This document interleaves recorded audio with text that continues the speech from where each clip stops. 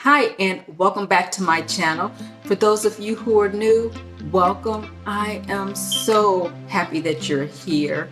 My name is Lori. I am your self-assured, no excuse, no nonsense, self-esteem and faith-building coach, impacting and influencing through spirituality, positivity, and love.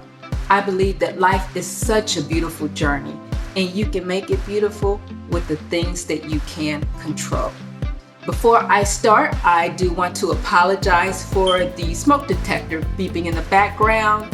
I have not yet got a chance to change the battery, but I will definitely get to it. Today, I want to talk about the early part of my life after divorce.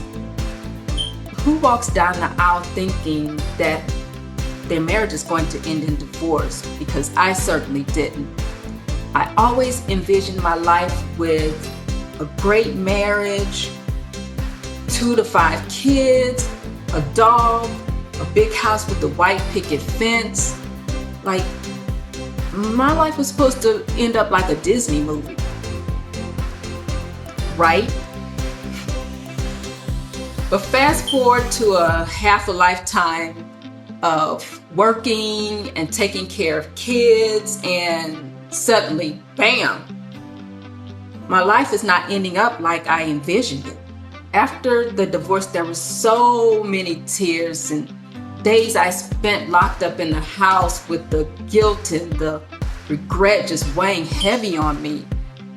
I felt like I was the only one going through that, and I felt so lonely, even though I had the support of friends and family.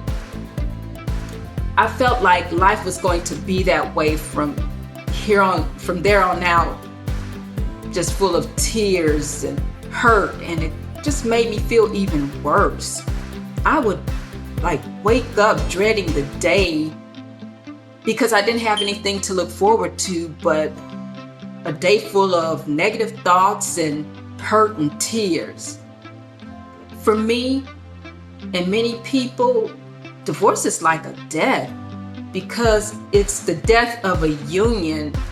It's the death of the dreams that you had with this other person.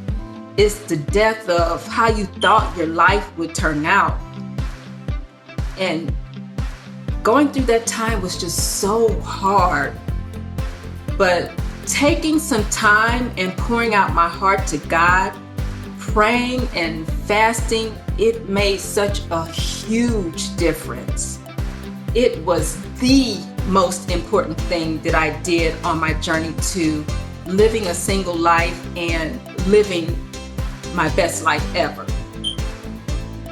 I can remember moments in the park and when I was at home by myself, spending time with God and just crying and unleashing all these emotions that were just bubbling up below the surface, ready to explode like a volcano.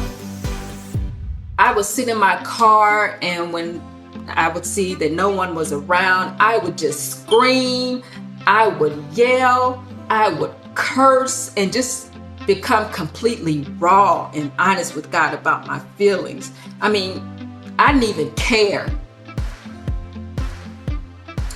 but God did.